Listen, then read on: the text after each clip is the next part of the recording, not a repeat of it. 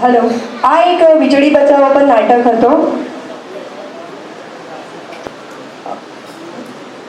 તો આના પરથી આપણે બધાએ પણ એ શીખ મેળવવાની છે કે જેમ બને તેમ આપણે જે કુદરતી સ્ત્રોત આપણને મળી રહ્યા છે તો એને આપણે જેટલું સારી રીતે સાચવીશું તો આવનારી પેઢી માટે સારું રહેશે। આપણી તો પેઢી તરી જશે પણ આવનારી પેઢી માટે ખૂબ ખતરો થઈ રહ્યો છે ને જે આપણે આજે જોઈ પણ રહ્યા છે જ્યાં જોઈએ ત્યાં ભૂસ્ખલન अलग अलग गई काले उत्तराखंड में फरीथी मोटी होनारत थई बराबर।